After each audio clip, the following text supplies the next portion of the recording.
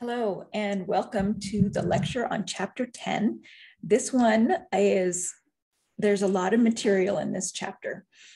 This will be the first of at least 4 parts to the overview.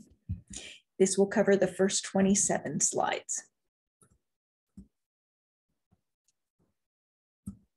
All right, so this first part, we're going to talk about the electrical activity of the heart. We're going to see a little bit of anatomy, but mostly we'll be talking about how messages get sent in the heart. There is spontaneous electrical activity in these cardiac muscle cells. You knew this. They have a pacemaker of their own. This is based on the sinoatrial node. It's a particular set of cells. They're cardiac cells, but they're not contractile like most of the cardiac muscle cells. They depolarize and they send signals to the rest of the cells in the atrium. We do coordinated muscle contraction because the anatomy of the heart is such that if all of it contracts at the same time, you're not going to get the most bang out of your buck. So it works best if the atria, plural, if they contract first, that fills up the ventricles as much as the ventricles can fill, and then the ventricles contract, and then we start the process again.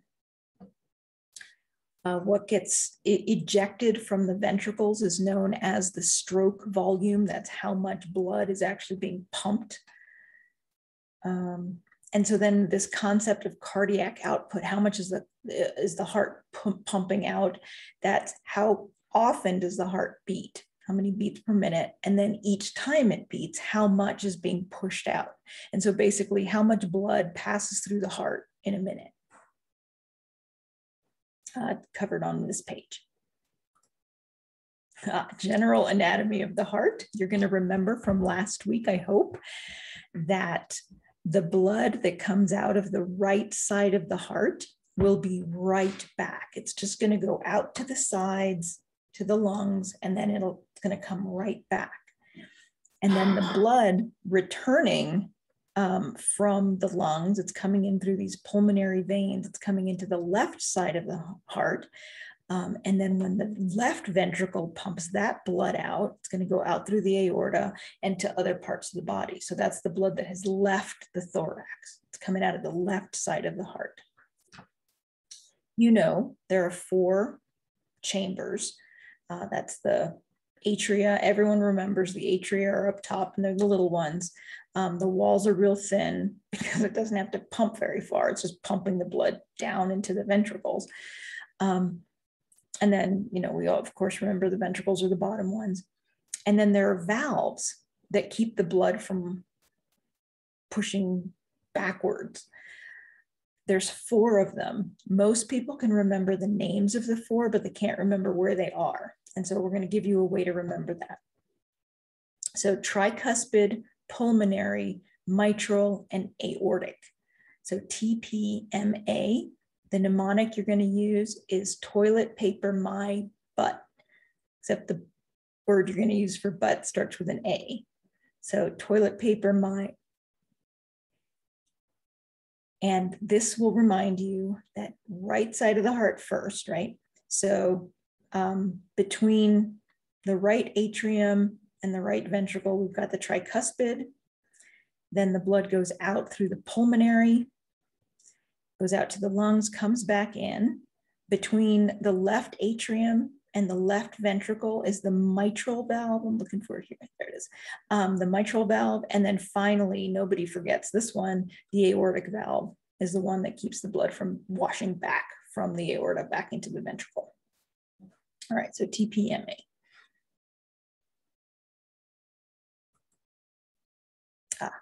So I've highlighted the letters: tricuspid, pulmonary, mitral, and aortic valves. There is a structure known as the pericardium that surrounds the heart. It's a big old sac around the heart. Around, so like perimeter, going around the heart. Okay, well, I'll go with this way of describing it. So there's this pericardial sac. It's got this fibrous layer. This is sometimes where fluids will build up and then constrain the heart. The heart can't fill with fluid on the inside because it's being crowded by fluid that's building up in this space. And then when we get to the heart itself, we talk about these 3 layers. It's not my favorite way of describing this, but there's an endocardium, like endothelium in the blood vessels. It's just epithelial tissue that lines the inside of the heart. It's continuous, in fact, with the epithelial tissue that lines the inside of the blood vessels. Then we get to the muscular layer. That's the myocardium, myo meaning muscle. And where is it? The epicardial layer, the epicardium. This is another layer of epithelial tissue, but it's on the outside of the heart. And why it's there? Do you see this parietal layer of pericardium and the visceral layer of pericardium? These 2 layers are both epithelial tissues, and they both produce fluid, a little bit of fluid. And this is what allows the heart to beat without like rubbing up against the pericardium. So there's some lubricant in there all the time. And so the heart can beat without, a lot of friction. Covered on this page. The myocardial cells themselves, these are also known as cardiac muscle cells. It means the same thing. They're muscle cells, right? So they're going to have a lot of actin and myosin in them. They're striated. It looks like they have stripes if you look at them under the microscope, and it's because of this very organized way that the actin and myosin is laid out. Unlike skeletal muscle cells, the myocardial cells do not fuse together the way skeletal muscle, we say they're multinucleated. In fact, they start out as a bunch of different muscle cells and they fuse into one. So there's multiple nuclei in one big cell. We don't get that in myocardial cells. So the cardiac muscle cells are branching. They kind of hold on to each other that way. See if this makes sense. So with skeletal muscle, you have this great big long cell that's kind of cigar shaped because it's attached to one bone on one end and it's attached to another bone at the other end. And that's how we get, our joints to move. Do you know how many bones there are in the heart? 0. There are no bones in the heart. And so these cells, the only thing they have to attach to is to each other. And that's where the branching pattern comes in. Okay, so we say one nucleus because they're not fused together. Many, many mitochondria, and we'll get back to that. Mitochondria, of course, are the organelles that help us to make ATP, which we need to pay for muscular contraction. Where the cardiac muscle cells connect to each other, it's not just one flat, smooth surface. It's this, egg carton shaped thing. They kind of click into each other. And there are a bunch of attachment points. And that's how the cells can contract really hard and not rip away from each other. They're connected by these so-called intercalated discs. That's everything I need to show you. This is covered on these pages. All right, so the intercalated discs have a number of features. I'm going to point out 2 of them. They're ways of connecting the cells. So this is like, I think of these as rivets. They're called desmosomes. It doesn't really matter. They're places. If you think about your genes and the places where there's a lot of stress, where the pocket joins the side seam, there's a rivet there. It holds those not tissues, but it holds those materials together. And here we're holding the cells together. There's going to be a lot of force pulling them apart. So they're stitched together with these desmosomes. The other connection they have are known as gap junctions. And what that means is that there's actually openings between the cells. So technically, it's not one great big cell, but the cells are connected in a way that material can pass from one cell to another. I think of these as adjoining hotel rooms. Like they're separate rooms, but there's a door in between. And if you leave that door open, stuff can pass. So it might as well be one big room, right? And so we'll get back to why the gap junctions matter when we get to talking about the electrolytes moving or the ions moving. What else? Here are the actin and myosin filaments, and they're going to pass over each other to contract.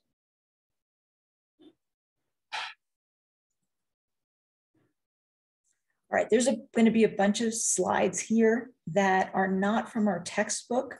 I took them from another source. I used to teach anatomy and physiology, and I just need to make sure that you understand some of this terminology. Otherwise, it all becomes very confusing. Okay, so I'm going to review something that I hope you learned in physiology 100 years ago.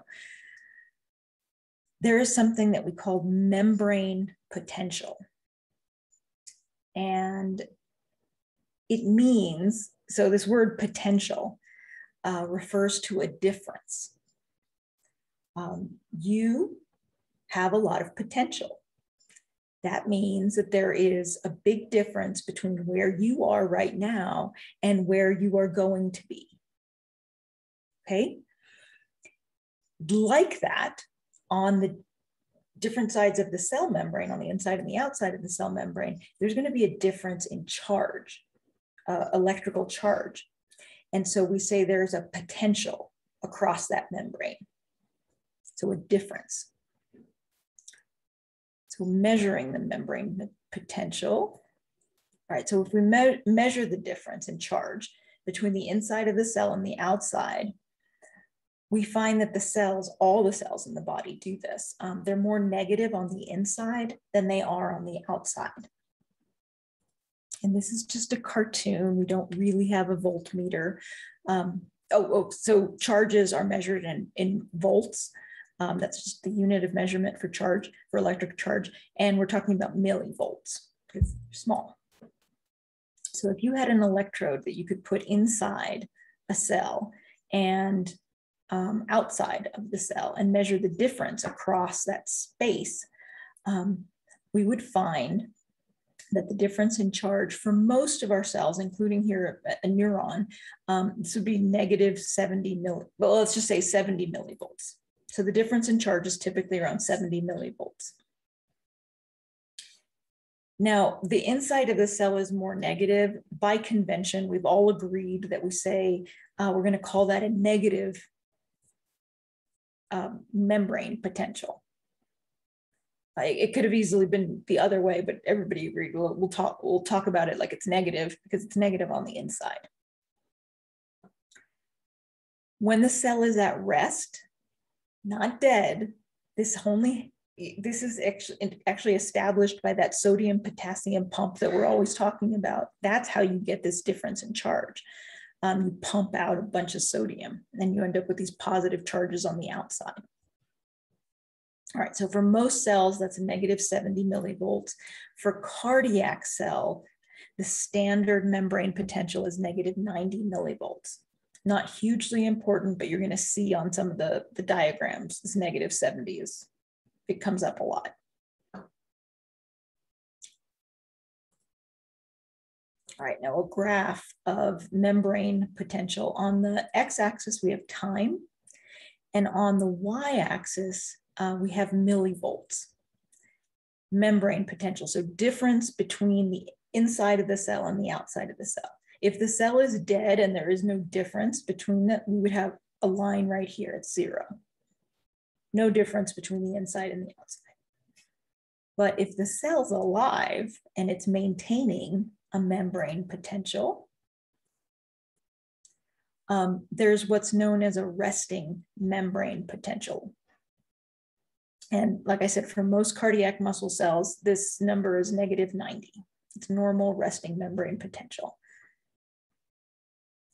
It doesn't stay -90 all the time. It changes from there. And we're going to talk a lot about the changes. Let me see. Yeah, okay. Before I get to that, let me cover polarized. There's a word that you've heard before, and we use it a lot, and we kind of take it for granted, but I'm going to make sure that we understand what it means. And that word is polar. We use it when we're talking about bonds, bonds between atoms. We use it when we're talking about magnets. We use it when we talk about the molecule itself. We use it about the planet. There's a North Pole and a South Pole. What it means when you say that something is polar or it has poles, that means that there are different ends to the object, and the two ends are not the same as each other. They're not identical to each other. And so, for example, the planet has a North Pole and a South Pole because, whether you knew this or not, the planet is an enormous magnet.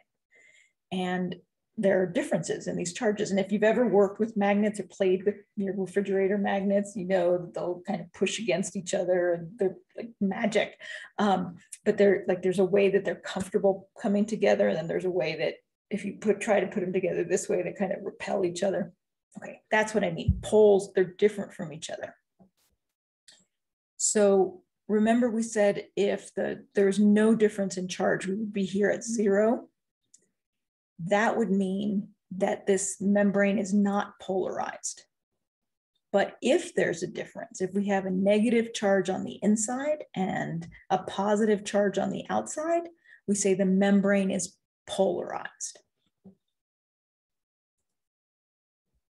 So we change membrane potential.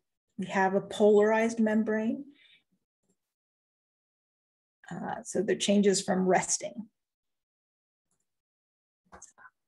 All right, so let me walk you through this. On the x-axis, we have time. On the y-axis, this is membrane potential, again, measured in millivolts. This solid line would be the 0 line. There's no difference between the inside and outside, but usually we are down here at -90. This is the resting potential for most cardiac muscle cells. If we move away from 90 toward 0, we say we are depolarizing. We are becoming less different. The inside and the outside are becoming less different from each other. So the word depolarization does not necessarily mean that you're coming up to 0 automatically. It just means you're moving in that direction. If you want to think of it this way, if you're at -90, let's say we're talking about financial matters, and here we are in debt. And if we start paying off some of our loans, we start de-debting, but we're not flush yet. We're still in debt, but we're less in debt than we were before. And so when the cells depolarize, they move out of debt, if you want to think of it that way, but they're not necessarily the membrane. There's still a difference between the inside and the outside of the membrane. So depolarization, it's a change towards 0 millivolt difference, but it's not all the way to 0 necessarily. And how this is typically accomplished is by allowing a bunch of sodium ions to come in.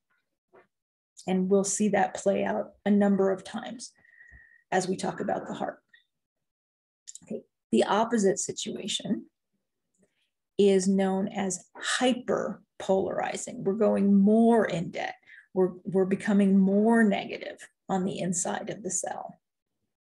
And why that matters is that it actually makes it harder to get out of debt. If you borrow more money, it's going to be harder to get flush. Okay. This will come up. I'll give you it comes up when we start talking about how to slow the heart down. It has to do with one of the things that happens is the cells become hyperpolarized. All right, so it's a change away from zero towards even more negative resting potential, more polarized. All right, now that we have that terminology under our belts, let's introduce one more term, and that is threshold. You've probably heard this before. So there's a resting membrane potential, and then there's this kind of magic number. If we come out of debt a little bit, we suddenly whoosh, come out of debt really fast. The threshold is somewhere less polarized than the resting membrane potential. And I'll show you the mechanism, like what explains what this threshold means. And it's related to some ion channels. And what I mean by gated ion channels is ion channels that are not open all the time. They can open, but they're usually closed until certain circumstances are met, certain conditions are met. You've probably learned about these before. I'm going to show you the one that you've probably heard of before. And these are chemically gated ion channels. And by opening these, this can help bring the cell to threshold. And the example I'm going to show you is from a cell receiving a chemical neurotransmitter. All right, so we might be talking about the dendrites on a cell receiving acetylcholine or some other neurotransmitter. So set you up. Okay, so the gray thing, that's the phospholipid bilayer. We've got this protein embedded in the phospholipid bilayer. It has the potential to let some ions through, but it's closed. It has a place that it can receive a signal. And here comes the signal, the neurotransmitter arrives, that changes the shape of this protein, and we suddenly can let some ions through, some sodium or potassium through.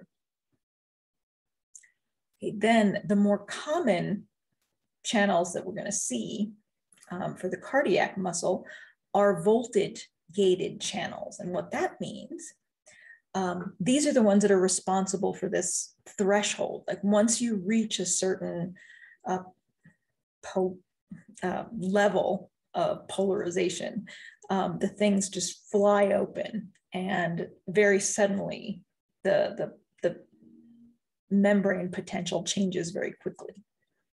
Let me show you how that works. We've got the phospholipid bilayer again. This may not be really obvious. There are a bunch of little plus signs on the outside here and some negative signs on the inside of the cell. And that's standard, right? Negative on the inside, positive on the outside. That's why we have that negative resting membrane potential.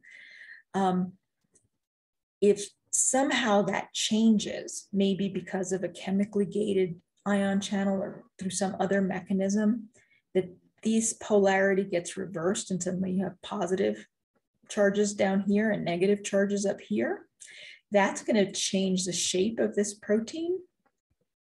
It flies open, and so suddenly where you had a whole lot of sodium on the outside, that gate's going to open up and a bunch of sodium is going to come rushing in really fast. And that's where you get that really sharp increase in the membrane potential. Let me show that to you here. So we start at resting, and then something happens. This shows a little too steep a rise, but something is bringing this membrane potential up, bringing the cell out of debt, if you will. And then once it hits this magic number, that's when the voltage gated channels all open up. And so you have this sudden depolarization. And as some of you know, this is what's known as an action potential. It's this very great big depolarization.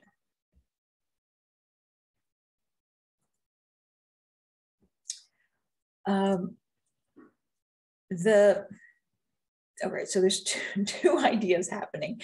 One is there's ions moving like right at this one spot, but then you also have this kind of propagation of the wave across the cell. And so this one, it's showing it along an axon. So this is a nervous system cell. There's a negative charge. So I changed this to -90 to not confuse you, but this would be in a cardiac muscle cell. So what we're looking at is one spot along the axon. Where previously on the x-axis, we were looking at time at one spot. Now we're actually looking at different places along the cell. So we have a bunch of ion channels that just opened up, and we get this big flush of sodium coming in, and the cell depolarizes all the way up above 0. And that's going to affect the ion channels right next to it, because there's all of a sudden a bunch of sodium in here that had been on the outside of the cell. And that's going to trigger these ion channels to open. Well, then we get a big flush of sodium ions into the cell at this spot. And then a big flush of sodium ions into the cell at this other spot. And so that's how the waves travel along the cell. And I think it gets a little bit confusing, because it seems like, well, what's physically moving? And there's actually very little movement side to side. It's mostly the ions moving across the membrane. And the way to think about this, if you've ever been in a stadium that has done the wave, and the people that throw their arms up and they stand up and yell, and then they sit down again. And you can watch this wave, just go all the way around the stadium. And it comes back, and there you go, you stand up and sit down again, then you wait for it to come by again, and then you do it again. There's physically no one running around the stadium, and yet this wave is traveling. And that's how the action potentials are. The ions moving, it's like us standing up and sitting down in this one spot on the cell, but then where on the cell that is happening, that's what moves. We'll come back to this. All right, so there's a really important idea with cardiac activity, and that is the fact that there's this bundle of cells in the atrium. It's the sinoatrial node, SA node, and it doesn't actually wait for a signal from anybody. It's the one that generates the signal, the go signal to all the cardiac cells. Like, let's do it, we're going to pump, let's do it again, and let's do it one more time. And it's not waiting for a signal from outside. And so I want to walk you through this membrane potential changes that we see in the sinoatrial node. So again, we're back to having time on the x-axis. So we're looking at one particular spot on a sinoatrial node cell. And I'm going to start looking right here. This is as low as the membrane potential gets. Unlike some of the other cells where there's this very standard and flat resting membrane potential, the sinoatrial node doesn't have that. What it has is like this low point. This is as low as it gets. And once it gets this low, it starts coming out of debt. What's happening really is it's leaking some ions. Some ions are leaving the cell slowly. And then once it gets to this magic threshold number, there's a whole bunch of ion channels that fly open, and some positively charged ions come pouring into the cell. And so that makes the inside of the cell more positive, so it depolarizes. Once it's up here, a different set of channels, well, the channels that were open, those close, and a different set open. And that allows the cell to repolarize, bringing it back down to here. It doesn't go any lower than this before it starts leaking ions again. And then we go to the next heartbeat.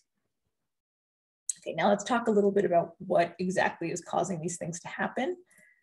The slow coming up out of det, this is sodium ions slowly entering the cells through these leaky sodium channels. They're called funny channels. I kid you not, they're called funny channels. They also have another technical name, but we can go with funny channels. And then once we reach that critical threshold, that's what's going to cause these other ion channels to open up. These are voltage-gated calcium channels. When they open, calcium ions come rushing in. You know about calcium ion channel blockers, medications that would slow this process down. All right, so calcium comes rushing in. Then once we reach this upper limit, those are going to close, and we open up some other ion channels. This time we have voltage-gated potassium channels that open up and allows potassium to leave the cell. The calcium ions close, and this allows the cell to repolarize, to do this again. And if you've ever heard of potassium levels messing up people's heart rates, it's because of this, because we need the potassium levels to be at a certain place in order for these seesawing levels to work right. And if we have like the wrong amount of potassium outside of the cell, then this isn't going to work right, and we're going to get dysrhythmias in the heart. And this is why when we give potassium to a patient, we have to be so careful to not give it to them all at once, because we can kill them by giving them all the potassium all at once. And it's because of this, it interferes with this process. And then there's one more thing. Finally, down here at the bottom, it's another voltage-gated ion channel. Once it gets to that low point, that's what causes those potassium channels to close. And then we start the process again. We start leaking sodium ions, and then we get to the voltage-gated calcium ion, and then voltage-gated potassium ones, and so on and so on. It's really beautiful. And so anyway, this is why the heart muscles, or the heart as an organ, has its own rhythm. It doesn't necessarily have to wait for anybody to send it a signal. It's doing it itself. This is a diagram from our book, kind of showing some of these things. So let me see what I want to show you. Yeah, there are ion channels for sodium, for potassium, for calcium. So sodium and calcium need to come into the cell to have those actions that we were just talking about, and potassium has to be let out. And then, of course, we have the sodium potassium pumps to reestablish things after the wave goes through. We have the sodium potassium pump, calcium pumps, sodium and calcium exchange.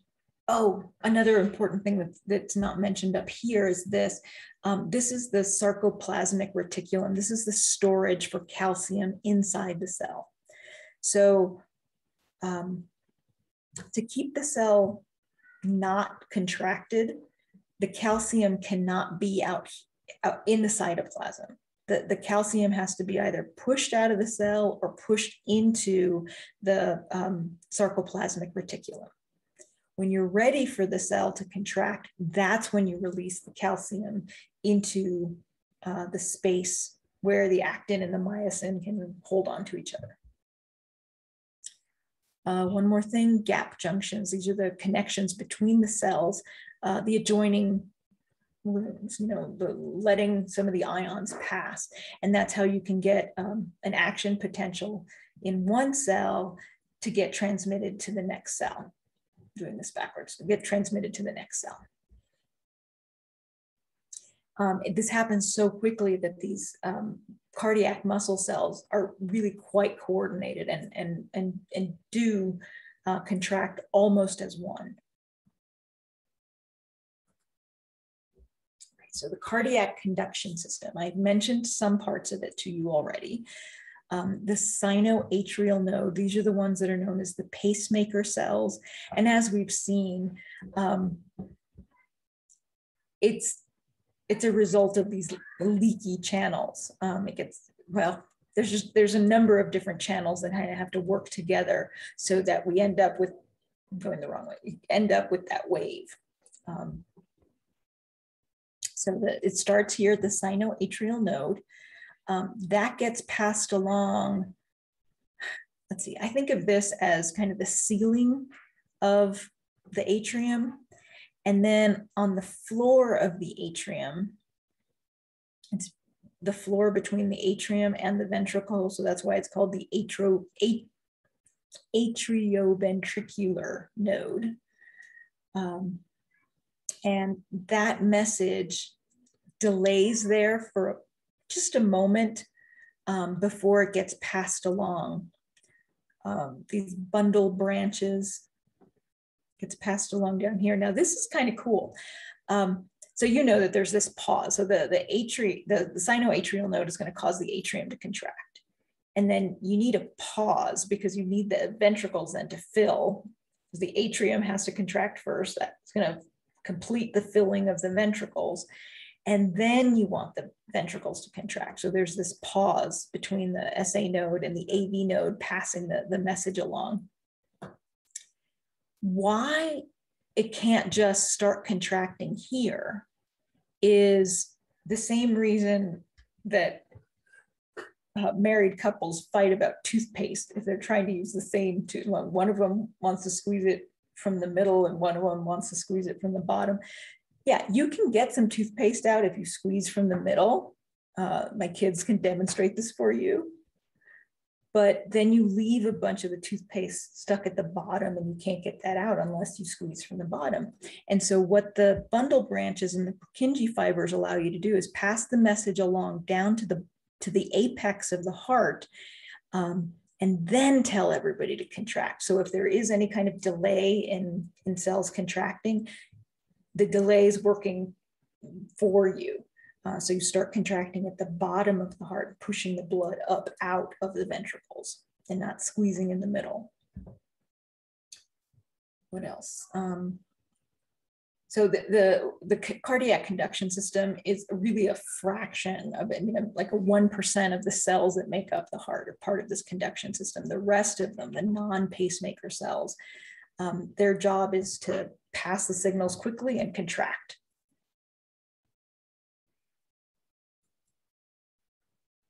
All right, this is a diagram from our book that's trying to show you a bunch of different action potentials in different parts of the heart.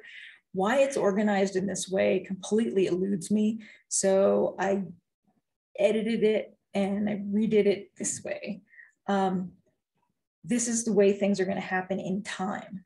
So the sinoatrial node is going to depolarize first. Remember, we had those leaking the sodium channels, and then boom, all of a sudden the calcium ion channels open and we depolarize all the way and then we repolarize. Well, when that depolarizes, that sinoatrial node, that's going to trigger the atrial muscles to depolarize. And their pattern's a little different. They depolarize, when they get the message, they depolarize like that, like all at once. And so they're going to contract all at once. And then they'll reset. This gets the SA node, of course, communicated with the AV node, which is not pictured on this diagram. Once the AV node sends a signal, then the ventricular muscle is going to contract. And it's, again, like the atrial muscle, it's going to be a fast depolarization. None of this leaky, wait a little bit. No, this is just going to happen. I got the signal. We're all going to contract. I mean, we're all going to depolarize really fast. And that's going to allow us to release a bunch of calcium, which will let the actin and the myosin pull on each other. And that's covered on these pages.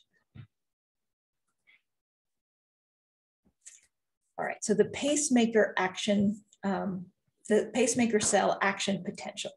I've already pointed out some things to you. Let's look over here at this diagram or this graph first.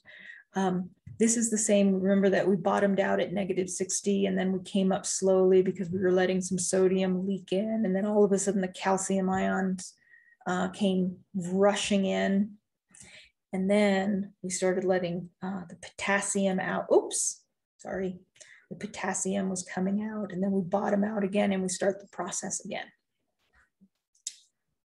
All right, a couple of points. There's no steady resting membrane potential. There's no flat line down here. Like as soon as you hit -60, you start leaking some ions out.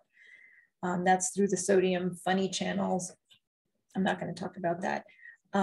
These calcium channels up here that allow you to let a bunch of calcium ions in. These are the ones that are affected by calcium channel blockers, like amlodipine, for example. Then we repolarize. We have to come back down. That's with potassium channels. And the fact that this thing keeps doing this automatically, that's what sets the heart rate. And then we can modulate that. We can change it using our autonomic nervous system. And we're going to cover that in the next 2 slides. So you can make it go slower with parasympathetic stimulation, meaning slow down, rest and digest. Or you can make it go faster with sympathetic nervous system stimulation. And this is probably foolish, but this is how I picture these things. If any of you are old enough to recognize that little creature, it's this toy and it would just automatically bob. And this is how I think of the pacemaker cells. They're just like, they're going to do it. They don't do it all at once, but they kind of work their way up to threshold and then boom, they go. And then they do it again, work their way up and boom, they go. If you want, there's a link for the thing if you've never seen this little toy. All right, heart rate slowing. This is way more detail than you need, but I know for some of you, it is helpful to see some of the detail. What I want to show you is the effects of acetylcholine. This is what's released from the neurons in the vagus nerve, which is part of the parasympathetic division. It basically affects the pacemaker cells in 3 different ways. One, it slows the rate of automatic depolarization. So in yellow, that's the control. That's the typical thing. It's going to depolarize a little bit, hit threshold, and then it goes. And then it does it again. But look at the blue line. And this really slows down how leaky our channels are. So it takes a lot longer to reach threshold, so we don't depolarize as quickly. Then the other part of this is when we come back down, you see how, we have to come back down. Instead of just coming down to -60, the parasympathetic causes us to come down maybe to -80. So we're hyperpolarized, we're more in debt. It's going to take longer to get to threshold because we had to come up higher, like we have to recover more. And then the third mechanism is it increases the threshold. So remember we said up here, the calcium ion channels are going to fly open at -40. Well, we're going to change that. And so they're not going to fly open until maybe closer to 35 or 30. And so you have to come out of debt further to get the thing to trigger. And so my point about all of this is it's not magic. They're ions, they're electrolytes. They better be in balance or else none of this is going to work properly. And parasympathetic stimulation, the acetylcholine is going to slow things down. It's going to slow the pacemaker cells. That's covered on this page.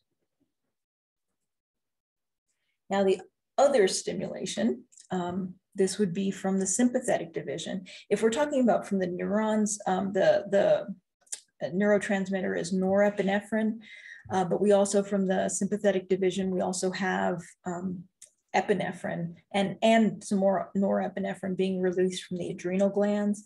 We call those catecholamines. And they stimulate the beta-1 receptors on the heart. When those beta-1 receptors get stimulated, a couple of things happen. One, those leaky channels get leakier, so we depolarize faster.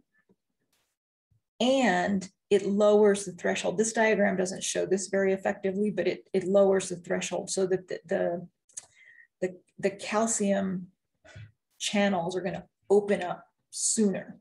And so you get the sinoatrial node is going to trigger an action potential faster. That's how you increase the heart rate. All right, there's way more detail on this than we need. The only reason I put it on here was to show you this is a ventricular cell action potential. It looks a little bit different from the sinoatrial node. I wanted to show the calcium channels. Again, this is what the calcium channel blockers act on. And I wanted to show the potassium exit is what is causing the repolarization. And once again, having out of whack potassium levels will impact the ability of the heart to function properly. And this. There is this principle of a refractory period. Now, often with neurons, for example, they can send signals pretty fast. I mean, they can send action potentials quite quickly, one right after another. But there's a kind of a safeguard on this for cardiac muscle cells. There is what's known as an absolute refractory period during which no action potential can be generated. So once an action potential goes through a ventricular cell, that cell is going to contract, right? It is a poor design if that cell can contract again before the heart has a chance to fill with blood. And so this is the mechanism that keeps the heart from just contracting and then staying contracted. It contracts and then it relaxes because it can't send another action potential so quickly, one right after another. If you need a way of remembering refractory period, this is also the term that is used. Okay, this is not related except for the use of this word, but it's the period, let's see how to put this, during sexual activity after a climax, it's the period before an erection can be achieved. That's a refractory period. And if you can think of it this way, okay, so something just went out of the heart. Now we're going to wait for a moment, got to fill, and then something will go out of the heart again. Okay, and that's covered here on page 333. Right, cardiac action potential, moving it along. This is not my favorite diagram for this. This is what it's trying to show you is the movement. So you see this little like sun symbol. This is kind of trying to show how an action potential can start in one place and then it gets propagated along the cells. What I don't like about this diagram is these long arrows. So it is true that ions are moving into the cell. And it is true that some of them are moving through the gap junction, but the vast majority of the ions are just moving across the membrane, just up and down, not sideways. Kind of like the wave that we cited in the stadium. You know, most of the ions are just moving up, standing up, sitting down, standing up, sitting down, not like running around the stadium.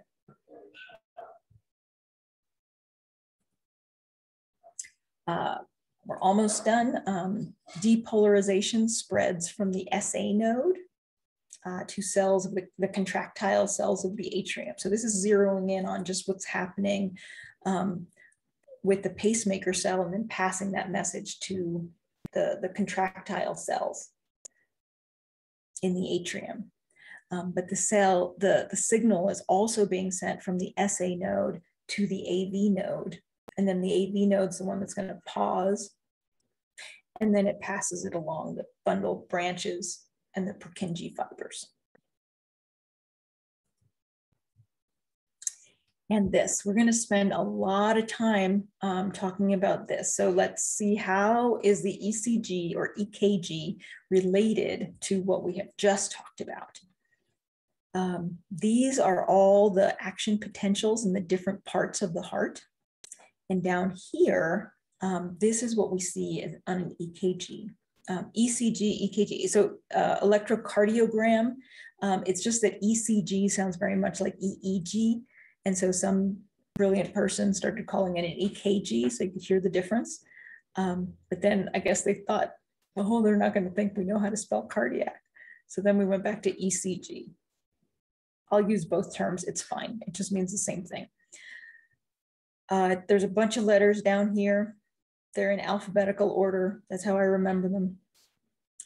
We start at P for reasons that I don't fully understand. Then we go through P, Q, R, S, T. That's what I need you to know. Let's take a look. P, the P wave, corresponds to what? If we look up here, it corresponds to the depolarization in the pacemaker cells, the SA node, and the depolarization of the contractile muscle cells of the atrium.